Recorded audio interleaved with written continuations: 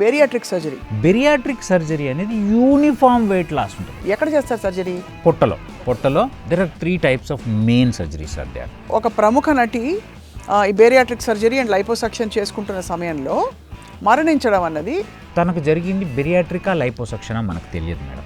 Liposuction is completely different story. అది అర్థమవుతుందా? అది ఏం జరిగింది ఏంటి మనకి ఎవరికి తెలియదు. కరెక్ట్. బెరియాట్రిక్ సర్జరీ వల్ల మీరు అక్కడ దాకా ఎందుకు, ఇండియాలో కూడా చనిపోవడం జరిగింది, నేను కాదని అనట్లేదు.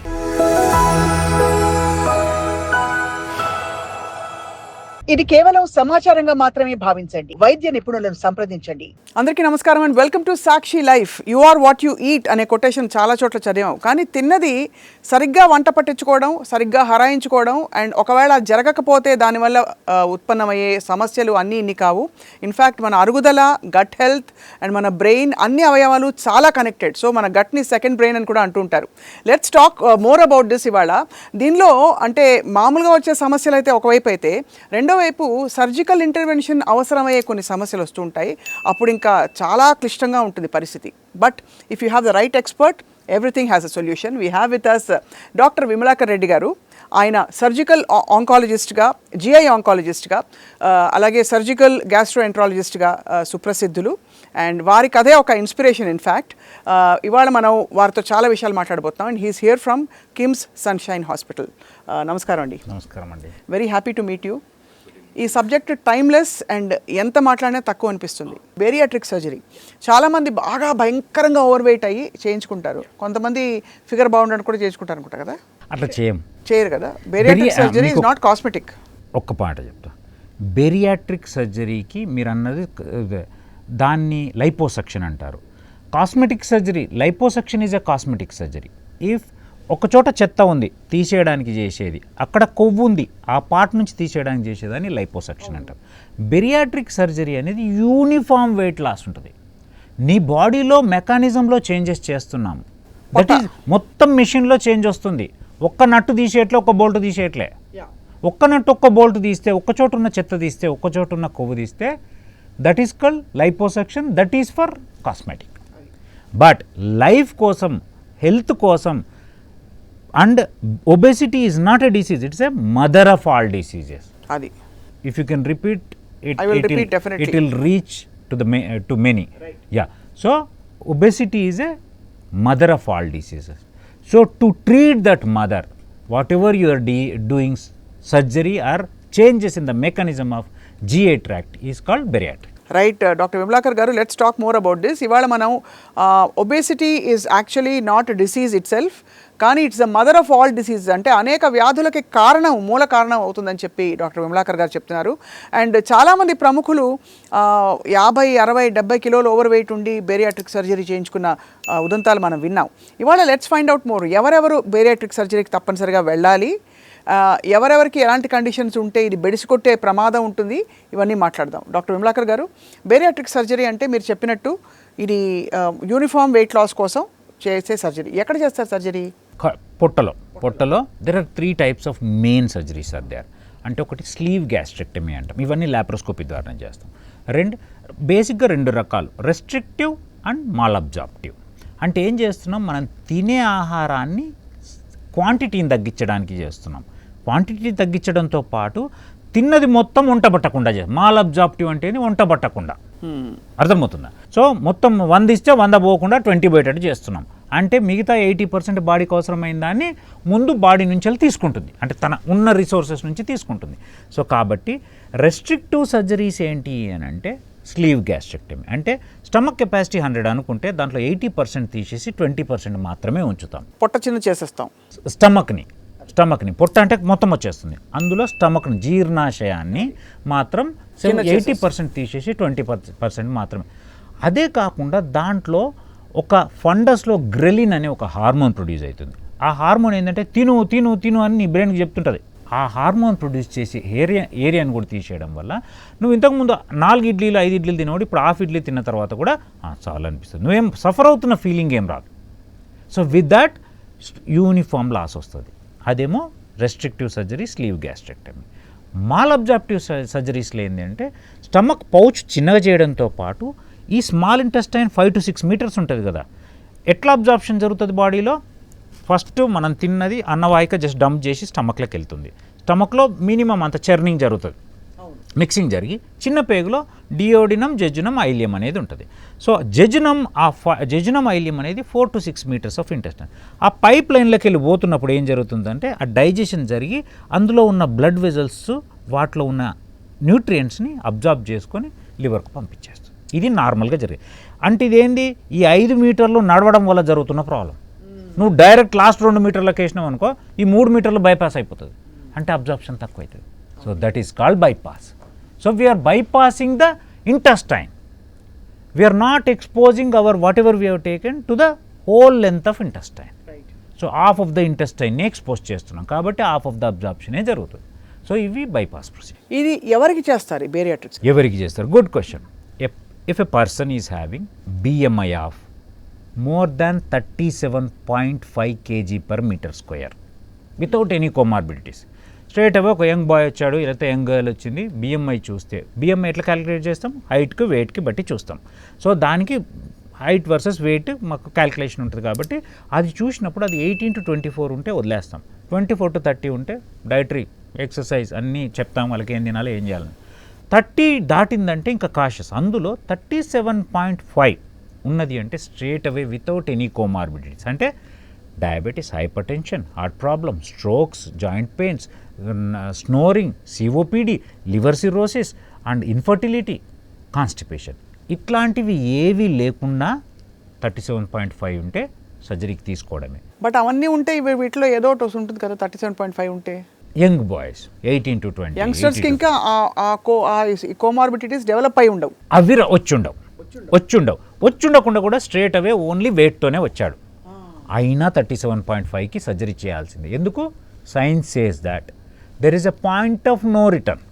అంతే కదా, లైఫ్లో దేనికైనా పాయింట్ ఆఫ్ నో రిటర్న్ ఉంటుంది కదా. సో 37 దాటినోడు ఎంత డైట్ చేసినా ఎక్సర్సైజ్ చేసినా నార్మల్ కాడు అని ప్రూవ్ అయింది. ఒకవేళ అయినా అంటే ఫ్యూ కేజెస్ తగ్గినా వితిన్ 6 monthsలో నువ్వు ఆపగానే యూ విల్ కమ్ బ్యాక్ అని ప్రూవ్ అయింది. కాబట్టి అంటే it is a mixture of many things. అంటే ఏంది? Genetic, hormonal, behavioural and environmental, వీటన్నిటి కలిపి కాంబినేషన్ ఉందిరా నాయన, నువ్వు తీర్చేది కాదు నేనే తీర్చాలి అని సర్జరీ చేస్తాం. రైట్. అదే ఒకవేళ పేషెంట్ 32.5 కంటే ఎక్కువ ఉండి ఇందులో ఏ రెండైనా ఉంటే, డయాబెటీస్, హైపర్ టెన్షన్ ఉన్నాయి, 32.5 కంటే ఎక్కువ ఉన్నది, తగ్గించాం BMI చూసారా 37.5 వితౌట్ ఎనీ, విత్ 32.5 ఉన్నప్పుడు వాళ్ళని స్ట్రేట్ అవే సర్జరీకి advise. Reason it is called point of no return. చాలా ఎక్సలెంట్, అంటే ఇది చాలా క్లియర్ కట్గా బ్లాక్ అండ్ వైట్గా ఉంది ది మోడల్ దట్ ఈజీ, దీని స్టాండర్డ్ ఆపరేటింగ్ ప్రోటోకాల్. సో ఇదే అంటే ఈ బేరియాట్రిక్ సర్జరీ చేసిన వాళ్ళకి బెడిసి కొట్టిన సందర్భాలు వింటూ ఉంటాం. వాట్ కుడ్ హ్యావ్ హ్యాపెండ్ అలాంటి, బికాస్ అది విని భయపడి అసలు అప్రోచ్ అవ్వడానికి కూడా చాలామంది ఇష్టపడరు. జూబ్లీ హిల్స్లో ఉంటారు మీరు, జూబ్లీ హిల్స్ నుంచి బంజారా హిల్స్ రోడ్ నెంబర్ 1కి వచ్చారు మీరు. ఈ రోడ్లో ఈ 10 రోజుల్లో యాక్సిడెంట్లే జరగలేవా? జరుగుంటాయి గ్యారెంటీగా. మరి ఎందుకు వచ్చారు? మీరు వచ్చిన బెంచ్ కార్లో కూడా యాక్సిడెంట్లు జరిగినాయి, ఎందుకు బెంచ్ కార్ కొన్నారు? అదే కదా. సో 100లో 1 మామూలు హైడ్రోసిల్ సర్జరీ తర్వాత కూడా పేషెంట్ ఒక సర్జరీ తర్వాత ఎందుకు చనిపోతారు మేడం? ఒకటి తన ప్రాబ్లం, డిసీజ్ ప్రాబ్లం కావచ్చు కదా, అండ్ ఆ డిసీజ్ సివియర్ స్టేజ్లో, అంటే డిసీజ్ ప్రాబ్లం అంటే డిసీజ్ సివియారిటీ కావచ్చు, మల్టిపుల్ ప్రాబ్లమ్స్ ఉండడం వల్ల కావచ్చు, లేకపోతే లేట్ ప్రజెంటేషన్ వల్ల కావచ్చు, వీటన్నిటి వల్ల చనిపోయే అవకాశాలు 99.9%. 0.1% మాత్రమే సర్కమ్స్టెన్షియల్, అంటే నెగ్లిజెన్స్ కావచ్చు, ఇంకోటి కావచ్చు, ఎక్విప్మెంట్ లేకపోవడం కావచ్చు, రాంగ్ సర్జరీ ఇవన్నీ జరగవచ్చు, నేను జరగవని అనట్లేదు. కానీ ఈ ఒబెసిటీ సర్జరీలో ఏ ఒక్కడు ఎక్కడో ఇండియాలో చనిపోతే ఎందుకు పాపులరైజ్ అవుతుంది అని అంటే ఒక్క డిఫరెన్స్ మీరు అర్థం చేసుకోవాలి. విమలాకర్ రెడ్డి దగ్గరికి ఇప్పుడు 100 సర్జరీలు అయితే 95 మంది డిసీజ్తో వస్తున్నారు, 5 మంది బెరియాట్రిక్ సర్జరీ చేస్తాను నెలకి. ఆ 5 మంది ఏంటి? Normal persons. Actually they are more diseased, కానీ they consider themselves as a normal person. అంతే కదా. ఒబెసిటీ వాడు ఏమనుకుంటాడు, నేను నార్మల్, నాకేం రోగం లేదా అనుకుంటాడు. సో కాబట్టి అరే బాబు నడుచుకుంటూ వచ్చినోడు చచ్చిపోయాడు, కాబట్టి టీవీలలో అట్లా అయిపోతుంది. దానివల్ల దానికి ఏంటంటే ఒక భయాన్ని క్రియేట్ చేస్తుంది. ఇప్పుడు ఆర్తి అగర్వాల్ నటి గురించి వినుంటారు మీరు. She also underwent some in US. US లాంటి కంట్రీలో, యుఎస్ లాంటి కంట్రీ అనొద్దు, ఇండియాలో మెడిసిన్ చాలా developed compare to the US. నేను చెప్తున్నాను, ఎందరో మంది మా ఫ్రెండ్స్ ఉంటారు, ఎందరో మంది ఉంటారు, సర్జికల్లీ వీఆర్ సో స్ట్రాంగ్. దయచేసి అర్థం చేసుకోండి. Now we're training people. One of my surgery is taken by the American College of Surgeons. I am a fellow from American College of Surgery also. American College of Surgeries లో archives చేసి training purpose use చేస్తున్నారు laparoscopic central pancreatectomy అని. So we're no inferior to any one. No, not that we are inferior, Dr. Vimlakar garu, but akkada they are very, very particular about standard protocol. I mean, and environment, అంటే I mean logistics. The environment, because they have fear of medical, legal cases, medical legal cases, అన్నీ ఉంటాయి కాబట్టి, అతి జాగ్రత్త పనులు కాబట్టి, అటువంటి ఎన్వైరన్మెంట్లో ఒక ప్రముఖ నటి ఈ బేరియాట్రిక్ సర్జరీ అండ్ లైపోసక్షన్ చేసుకుంటున్న సమయంలో మరణించడం అన్నది చర్చనీయాంశమైంది వార్త. దానికోసం అడిగాను. నేను యాక్సెప్ట్ చేస్తాను, అందరూ అడిగేదే. మీరు అడిగితే ఇంకా ఎక్కువ మందికి రీచ్ అవుతుంది. నేను అనేది ఏంటంటే ఫస్ట్ తనకు జరిగింది బెరియాట్రికా లైపోసక్షనా మనకు తెలియదు మేడం, ఇంకా ఎవరికి క్లారిటీ లేదు. Liposuction is completely different story. అది అర్థమవుతుందా? అది ఏం జరిగింది ఏంటి మనకి ఎవరికి తెలియదు. కరెక్ట్. బెరియాట్రిక్ సర్జరీ వల్ల మీరు అక్కడ దాకెందుకు, ఆర్తి అగర్వాల్ దాకెందుకు, ఇండియాలో కూడా చనిపోవడం జరిగింది, నేను కాదని అనట్లేదు. But again I'm telling, yeah right, it can happen with anything. ఎందుకు జరిగేదో. ఇప్పుడు ఒక పెద్ద పాపం ఒక సెంట్రల్ మినిస్టర్ గారు చనిపోయారు, తనకు అయిపోయినాక 2 ఏళ్ల తర్వాత జరిగిపోయింది. ఆయన చనిపోయింది రీనల్ ఫెయిల్యూర్తో అయితే బెరియాట్రిక్ సర్జరీ అని. సో యాజ్ యూ సెడ్, అంటే రాంగ్ ప్రాపగండా అనేది చాలా ఫాస్ట్గా స్ప్రెడ్ అవుతుందండి. బట్ ఇది బేసికలీ వెరీ అంటే సేఫ్ అండి. నేను చెప్తున్నాను కదా, ఈ రోజు వస్తే రేపు ఒక్క పూట ఉంటే ఎల్లుండి డిశ్చార్జ్ అవుతుంది. Down time is only 3 days. And నేను లాస్ట్ అంటే రీసెంట్ గుడ్ ఎగ్జాంపుల్, 169 వెయిట్ ఉన్న అతనికి చేస్తే ఇప్పుడు 86కి వితిన్ 6 monthsలో వచ్చాడండి. అండ్ ఇంకోటి, ఇది స్లో ప్రాసెస్, అంటే నీకు ఒక్క రోజులో జరగదు. ఇప్పుడు లైపోసక్షన్ అంటే ఏంది, 10 kgs మీకు ఫ్యాట్ ఒక చోటు నుంచి తీస్తే నెక్స్ట్ తీసుకుపోయి మిషన్ మీద నిలబడితే 10 kg లాస్ కనపడుతుంది. ఇది అట్లా కనపడదు, స్లోగా తగ్గుతుంది. So body tuning, body adaptation, your mental adaptation అంతా బాగుంటుంది. అంటే ఇది సైంటిఫికల్లీ డిజైన్డ్ అండి. మనమేమో ఎవడో ఊహించి చేసింది కాదు. ఏం చేస్తున్నాం నేను చెప్తున్నా, హార్మోనల్ చేంజెస్తో సహా చెప్తున్నాను కదా. ఇంక్రిటిన్స్, యాంటీక్రిటిన్స్ అని చాలా ఉంటాయి, వీటి మధ్య క్రాస్ టాక్ని చేంజ్ చేస్తాము, బైపాస్ చేస్తాం. ఇదంతా మాకు సైంటిఫిక్గా జరిగేది, నువ్వేదో ఊరికే గాల్లో చెప్పింది కాదు. అండ్ ఒకసారి చేస్తే జీవితకాలం పాటు ఉంటుంది. అది మంచి క్వశ్చన్ అడిగారు. ఎందుకు చెప్తున్నా అంటే, నేను ఏం చేస్తున్నాను, మీరు ముళ్ళ పొదల్లో ఉంటే తీసుకొచ్చి రోడ్డు మీద వేస్తున్నాను, ఆ నుంచి నడుస్తావా పరిగెడతావా వెనక్కొచ్చి మళ్ళీ ముళ్ళ పొదలు పడతావా మీ చేతిలో. అది మోస్ట్ ఇంపార్టెంట్ కదా.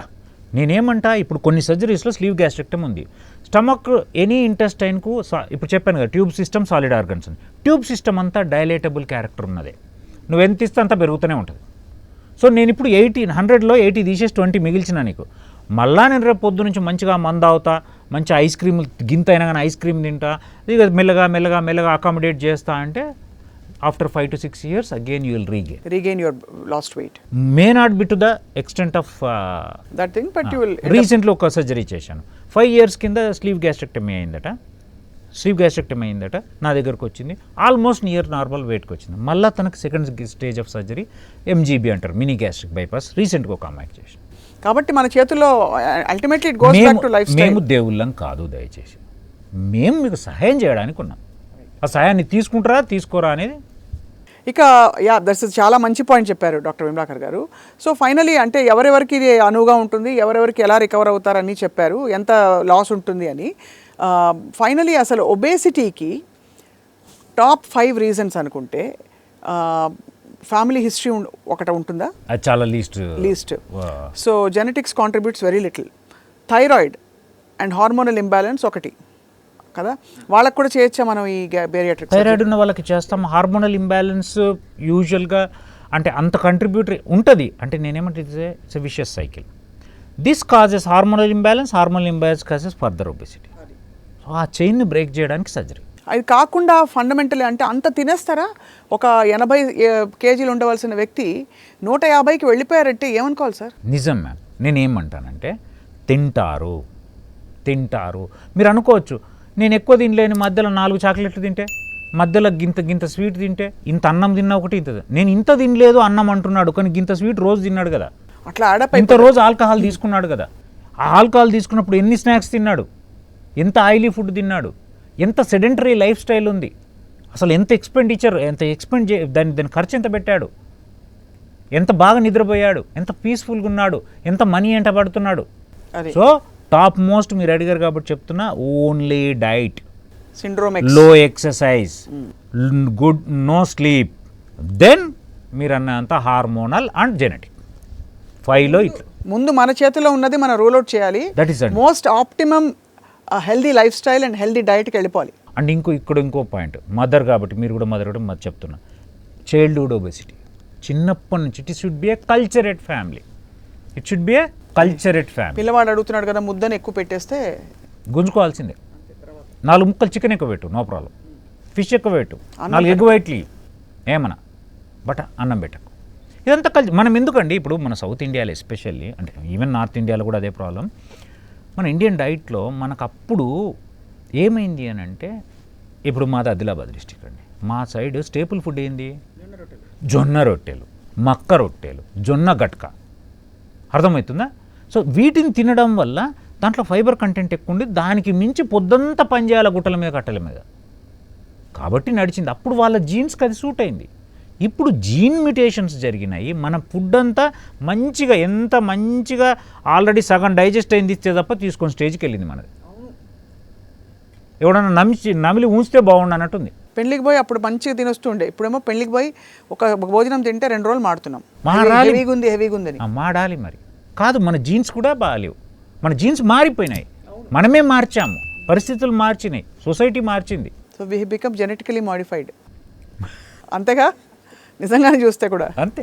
సో చాలా ఎంత vital factor in life food and life style, and వాటికి రిలేటెడ్ వచ్చే ఎక్స్ట్రీమ్ సిచ్యువేషన్స్ నుంచి mild to moderate controllable situations వరకు ఇవాళ చాలా అంశాలపై బోల్డ్ అంత ఇన్ఫర్మేషన్ ఇచ్చారు డాక్టర్ విమలాకర్ గారు. వేడెక్కిందా తల? లేదు, అది అస్సలు లేదు. నేను ఇప్పుడు నెక్స్ట్ అంటే ఏమేమి చేసేసి మనం ఇంకా మళ్ళీ 18కి వెళ్ళిపోవాలని ఆలోచిస్తున్నా. బిఎంఐ నిజం మ్యామ్, ఎందుకు చెప్తున్నా అంటే the food decides everything, not only your physical structure, your look, skin tone, your self confidence, the way you walk, the way you talk, mental peace sir. అదే నేను అనేది confidence, the way you walk, the way you talk. చాలా అద్భుతమైన point చెప్పారు. ఇవాళ చూసిన వాళ్ళందరూ ఖచ్చితంగా ఆలోచిస్తారు, వాళ్ళ ప్లేట్ కేసు చూసి ఒక్కసారి కూర్చొని ఆలోచిస్తారు వాట్ దే ఆర్ డూయింగ్ అని. బట్ అమేజింగ్ థింగ్ ఏంటంటే ప్రతిదానికి పరీక్షలు ఉన్నాయి. ఏ సైన్స్ అండ్ సిమ్టమ్స్ కొంచెం అసహజంగా అనిపించినా తక్షణం వెళ్ళి ఆ సమయాన్ని వెచ్చించి డాక్టర్ దగ్గర చూపించుకోవడం చాలా అవసరం. Right. Thank you very much doctor Vimalakar garu. Fascinating, wonderful interaction. Thank you అండి, థ్యాంక్ యూ.